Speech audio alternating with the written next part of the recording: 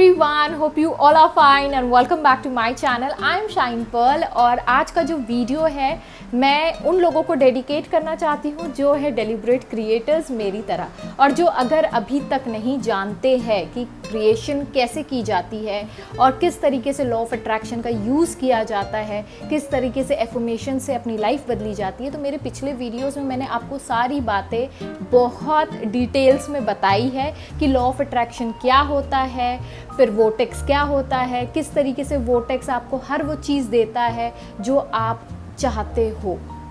अगर आपने नहीं देखा है तो प्लीज़ मेरे पिछले वीडियोस में जाके आप देख सकते हैं।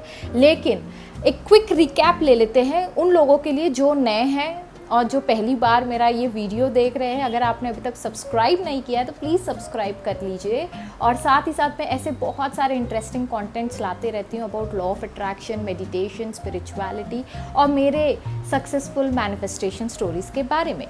तो लॉ ऑफ अट्रैक्शन एक लॉ है, एक नियम है। जिस तरीके से लॉ ऑफ ग्रेविटी होता है उसी तरीके से ये भी एक नियम है जो कहता है कि जैसा आप सोचते हैं, जैसा आप फील करते हैं अपनी रोज़मर्रा की ज़िंदगी में, वही चीज़ें आप अपने लाइफ में अट्रैक्ट करते हैं, मतलब आकर्षित करते हैं। दूसरी बात, वोटेक्स क्या होता है? वोटेक्स का मतलब ये होता है कि जब हम कोई चीज़ मांगते हैं, ठीक है, हम लोगों ने सपोज कोई चीज़ के लिए हम लोग कोई फीलिंग रखते हैं कि हाँ ये चीज़ मुझे पसंद है और ये यूनिवर्स मुझे चाहिए, तो क्या होता है हमारी फीलिंग पहुंचती है वोटेक्स में और वोटेक्स उस चीज़ को सृष्टि क्रिएट करता है। बिकॉज मेरा हिंदी थोड़ा सा वो नहीं है, मैं इतना एडवांस फॉर्म में नहीं बोल सकती हूँ। लेकिन वोटेक्स क्या करता है, वो एक ऐसा जगह है, एक स्वर्लिंग राउंड जगह है जहाँ पे आपकी सारी विशेस जाती है और वो विशेस फुलफिल्ड होके, मतलब पूरी होकर आपके सामने मौजूद होती है आपके एक्सपीरियंसेस के फॉर्म में। तो होपफुली आपको समझ में आया होगा कि लॉ ऑफ अट्रैक्शन क्या होता है, वोटेक्स क्या होता है। आज इस वीडियो में मैं आपको बताने वाली हूँ कि what do you mean by ask and it is given. मतलब आपने मांगा और वो चीज़ आपको कैसे मिलती है। तो ये चीज़ के बारे में हम लोग आज डिटेल में बात करने वाले हैं, क्योंकि मैं अभी एक नई बुक अब्राहम हिक्स की पढ़ रही हूँ, द वोटेक्स, और उसमें ये टॉपिक था ask and it is given. तो मैंने सोचा कि यार मैंने कभी इस बारे में बोला नहीं है और मुझे बताना ज़रूरी है, क्योंकि आप जब सब चीज़ जानते हो, बेसिक जानते हो, तो उसे अप्लाई कैसे करना है। क्योंकि जब तक कि आप अप्लाई नहीं करोगे कोई चीज़ को तो आप वो चीज़ क्रिएट नहीं कर सकते हो। Getting my point. तो चलिए, पहला जो चीज़ होता है, 3 पड़ाव होते हैं। सबसे पहले 3 स्टेप्स होते हैं, 3 पड़ाव होते हैं, जिसमें से पहला पड़ाव होता है मांगना, मतलब आस्क। आप मांगोगे कैसे? अब जैसे कि अगर आप किसी शॉप की तरफ से जा रहे हो या फिर आप आपको एक अच्छा सा अमेज़ॉन पे एक अच्छा सा ड्रेस दिख गया या कोई चीज़ आपने किसी को पहनते हुए देखा है और आपको लगा कि हाँ ये चीज़ मेरे पास भी होनी चाहिए, तो वो जो फीलिंग आपके अंदर से आता है कि हाँ ये चीज़ अच्छी है और मुझे भी चाहिए, तो वो क्या होता है, वो फीलिंग आपकी जो होती है वो उसको बोलते हैं मांगना। अब होता है सेकंड पड़ाव में आता है आंसर, इट इज़ गिवन। मतलब गिवन के पहले, मतलब देने से पहले आपको आंसर्स मिलने लगते हैं। आंसर्स कैसे मिलते हैं? जैसे हम लोग कहते हैं ना कि खुशियाँ चारों तरफ से आती है, तो क्या होगा, आपको कहीं ना कहीं किसी ना किसी की तरक्की दिखेंगी या कोई वैसा उसी तरीके का कलर का या उसी तरीके का ड्रेस पहना हुआ है, गाड़ी चला रहा हुआ या फिर किसी को वैसी उस तरीके की जॉब मिल चुकी है या कुछ ऐसा न्यूज़ आपको मिलेगा रिलेटेड टू समथिंग जो आपने मांगा है। ठीक है, अगर आप कार मांग रहे हो तो सेम कौन से कलर की कार मांग रहे हो।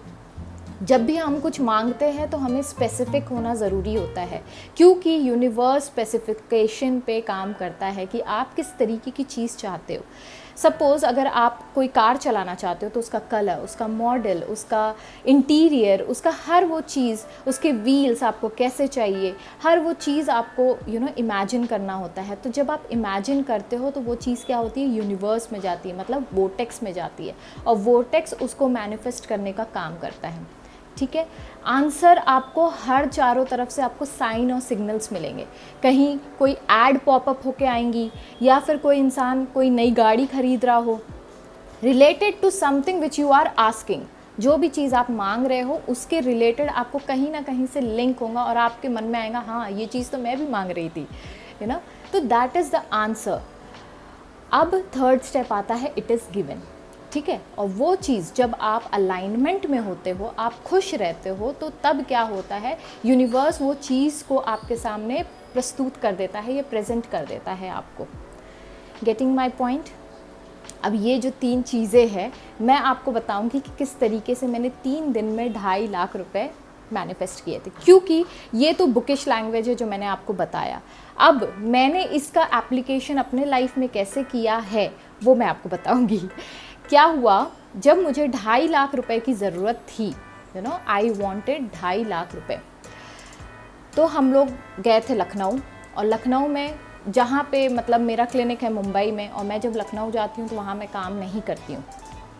और हर इंसान का ये होता है कि जब आप काम नहीं करते तो पैसा कहाँ से आएगा, ठीक है।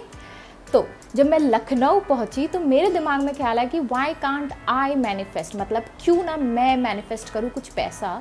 और मैंने एक अमाउंट, सर्टन अमाउंट मैंने डिस्कस करके अपने दिमाग में फिट कर ली, मुझे 2.5 लाख रुपए चाहिए, ठीक है। मैंने यूनिवर्स से रात में सोते वक्त मैं प्रे करके सो गई, उनको थैंक यू बोला इन एडवांस, और मैं सो गई।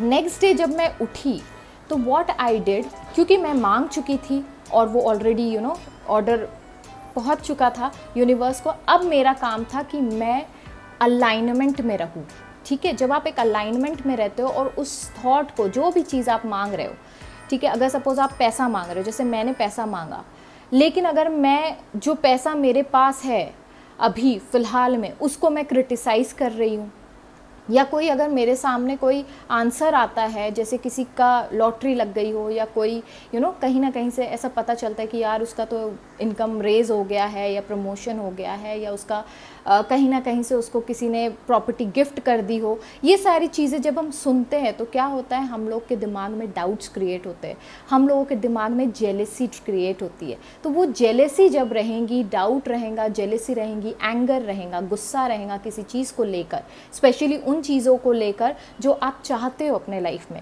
फिर वो पैसा हो, कार हो। अगर आप कार चलाना चाहते हो लेकिन आप अपनी जो प्रेजेंट कार है उससे खुश नहीं हो, या उस पे आप गलत जगह फोकस कर रहे हो, जो चीज़ आप फोकस नहीं करना चाहिए, अगर आप वो करते हो तो क्या होता है, आप अलाइनमेंट से बाहर हो जाते हो। और आपको कैसे पता चलेगा कि आप अलाइनमेंट से बाहर हो, आपको तब पता चलता है जब आप अपने फीलिंग्स की तरफ जाते हैं। तो वो क्या होता है, फीलिंग आपको गाइड कर रही होती है कि भाई आप अलाइनमेंट में हो या आप अलाइनमेंट में नहीं हो। अगर आप अलाइनमेंट में नहीं हो तो क्या होता है, वोटेक्स जो आपको डिलीवर करने वाला होता है एक सर्टेन अमाउंट आपके सर्टेन टाइम पे, वो क्या होता है, वो डिले हो जाता है। तो मेरा काम क्या था, दूसरे दिन जब मैं उठी तो मेरा काम था खुश रहना, अच्छा सोचना और खुश रहना। भले ही फिर वो मैं पैसे के बारे में सोचूं, या मैं अपने ड्रेस के बारे में सोचूं, अपनी फिजिकल बॉडी के बारे में सोचूं, अपने दोस्तों के बारे में सोचूं, अपने पास्ट एक्सपीरियंस के बारे में सोचूं, या अपने फ्यूचर के बारे में सोचूं, कुछ भी करके मुझे क्या करना था, मुझे अलाइनमेंट में रहना था, क्योंकि मेरा काम था अलाइनमेंट में रहना। और जो मैंने पैसा मांगा है, क्योंकि मैंने पैसा मांगा है तो मैं किसी भी तरीके से उसे क्रिटिसाइज़ नहीं कर सकती, ठीक है। फिर वो अगर मेरे सामने कोई इंसान आके खड़ा हो जाता है और उसके पास बहुत सारा पैसा है, वो अचानक से अमीर हो जाता है, तो मुझे क्या था, मुझे उसके पॉजिटिव एस्पेक्ट पे फोकस करना है। ओह वाओ, मतलब कि आपको सिर्फ ये फोकस करना है कि यार कितना अच्छी बात है, पैसा अचानक से आ गया और इतना अच्छा, आपको दूसरों की खुशी में खुश होना है, ठीक है, ना कि उससे जलन में बैठ जाना है, कि यार गुस्से में बैठ जाना है, यार इसके साथ हो रहा है मेरे साथ ही क्यों नहीं हो रहा है, ठीक है। गेटिंग माई पॉइंट, कि आपको अलाइनमेंट से बाहर नहीं जाना है। तो मैंने क्या किया, मैं अलाइनमेंट से बाहर गई नहीं। लेकिन जब आपके पास पैसा नहीं होता है, या वो सिचुएशन नहीं होती है जो आप मैनिफेस्ट करना चाहते हो, तो क्या होता है, इस वक्त काम आता है आपका एफर्मेशन। और मैंने एफर्मेशन अपने दिमाग में स्टार्ट कर दिया। शुरुआत में मुझे थोड़ा सा फेक लगा, लेकिन मैं एक छोटी सी स्माइल के साथ में बस एफर्मेशन करती गई। और फिर जब रात हुई तो मैं जब सोते वक्त मैंने क्या किया, फिर से मैंने ऊपर वाले से प्रे किया, मैंने यूनिवर्स को थैंक यू बोला, मैंने उन चीज़ों के लिए थैंक यू बोला जो ऑलरेडी मेरे पास है। फिर मैं सवेरे उठी and the same thing happened, and the third day I manifested 2.5 lakh रुपए। तीसरे दिन मुझे एक इंसान ने आके 2.5 लाख रुपए दे दिए अचानक से, जो कि पॉसिबल नहीं थे, जो कि मैंने नहीं सोचे थे कि इस ज़रिए से मेरे पास वो चीज़ आएंगी। जैसे कि आपको मैंने अभी बताया कि किस तरीके से मैंने 2.5 लाख रुपए मैनिफेस्ट किया है, तो उसका एक मेन रीज़न ये है कि मैं अपने अलाइनमेंट से बाहर ही नहीं गई, क्योंकि जब मैंने कोई चीज़ मांगी है तो मैं उस पोजीशन में नहीं हूँ कि मैं उस पर डाउट कर सकूँ या उस पर मैं अपना एंगर शो कर सकूँ कि मेरे साथ ही क्यों हो रहा है, ये क्यों इतना टाइम लग रहा है। क्योंकि जब आप अगर आपने फार्मिंग की हो या कभी पेड़ लगाया हो तो आप क्या करते हो, पहले आप सीड को सो करते हो, ठीक है, फिर उसको रोज़ पानी देते हो। आप ऐसा तो नहीं करते हो कि 4 दिन बाद उसको फिर खोद के देखते हो क्यों नहीं तुम बड़ी हो रही हो ठीक है, द सेम वे आपको भी अपने मैनिफेस्टेशन के लिए टाइम देना पड़ेगा। जो चीज़ आपने मांगी है, बड़ी है, छोटी है, वो चीज़ों के लिए वक्त लगता है, क्रिएशन में वक्त लगता है। तो अगर आप उस क्रिएशन को वक्त देते हैं और आप सिर्फ अपना काम कर रहे होते हो, क्योंकि आपका काम है मांगना और अलाइनमेंट में रहना, यूनिवर्स का काम है उसे प्रेजेंट करना। कहाँ से प्रेजेंट करना, किस तरीके से मैनिफेस्ट करना, कब मैनिफेस्ट करना, वो उनका लुकआउट है। लेकिन हमारा लुकआउट क्या है, हमें सिर्फ मांगना है और खुश रहना है। सिर्फ 2 काम आपको करने हैं। तो अगर इन केस आपने अभी तक कोई भी डेलिब्रेट क्रिएशन नहीं की हो तो स्टार्ट आज से करिएगा, इस वीडियो को देखने के बाद से करिएगा। एक ये काम करिएगा कि जब भी आप कुछ मांगो, या आप प्रेयर से मांगो या आप कोई फीलिंग थोड़ा आंख बंद करके 5 मिनट आप पहले अपनी ब्रीदिंग फोकस करिए, और फिर उसके बाद आप जब प्रेजेंट मोमेंट में आ जाते हो, तब आप जब अच्छा फील करते हो, तब आप कोई चीज़ को, अपने डिज़ायर को शूट करिए, ठीक है, रॉकेट की तरह शूट करना है आपको। तो उसे फीलिंग के साथ शूट करिए। जब आप उस थॉट को रखते हो तो उसमें फीलिंग ऐड करके उसको शूट करिए, अपने डिज़ायर को। और फिर आपको क्या करना है, सिर्फ और सिर्फ आपको खुश रहना है। आपको उस जो भी आपके डिज़ायर है, फिर वो रिलेशनशिप हो, वो पैसा हो, वो नौकरी हो, वो एग्ज़ामिनेशन पास करने की बारी हो, कोई भी बात हो, आपको कहीं से भी कुछ भी नेगेटिव नहीं सोचना है और ना ही आपको फील करना है नेगेटिव, ठीक है। अगर आपने वो चीज़ कर ली, आपने ये मेंटेन कर लिया, आई गारंटी यू कि आपके साथ जो भी आपने मांगा हो, वो कितना भी बड़ा क्यों ना हो, कितना भी इम्पॉसिबल क्यों ना हो, वो चीज़ ज़रूर होंगी आपके साथ। लेकिन उसके लिए पहले मांगना ज़रूरी है, बिलीव करना ज़रूरी है, उस पर खुश रहना ज़रूरी है। अलाइनमेंट में रहना ही आपको सही राह पे रखने की एक एक तरकीब होती है। लॉ ऑफ अट्रैक्शन इसी तरीके से काम करता है। आपको सिर्फ खुश रहना है और यूनिवर्स को उसका काम करने देना है। ये बैठ के नहीं सोचना कि कब आएगा, क्योंकि जब हम ये सोचते हैं ना कि कब आएगा, कब होगा मेरे साथ ही ये क्यों हो रहा है, जब ये सारे थॉट्स आपके दिमाग में आते हैं तो क्या होता है, आप लैक या स्कैरसिटी के फीलिंग के साथ आप वो चीज़ को मैनिफेस्ट कर रहे हो। तो जब भी आप किसी लैक या स्कैरसिटी में रहते हो या कोई चीज़ आपके पास नहीं है, उस फीलिंग के साथ आप पकड़ के उस डिज़ायर को बैठते हो, तो क्या होगा, आपका डिज़ायर और दूर चला जाएगा। जो चीज़ आपके सामने आंसर है वो प्रेजेंट नहीं होंगी।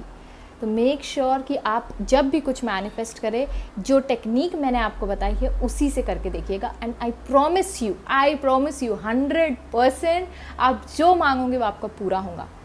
और पूरा हो तो प्लीज़ डोंट फॉरगेट कि कमेंट सेक्शन में प्लीज़ बताइएगा, क्योंकि ये सिर्फ आपकी बात नहीं है, ये सारी दुनिया की बात है, सब लोगों की बात है। लेट्स को create.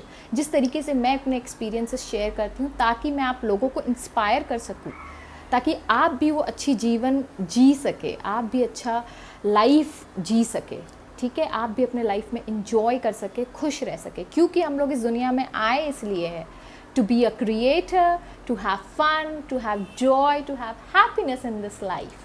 So let's be happy and create together. Till that time, stay safe, stay blessed. Bye bye.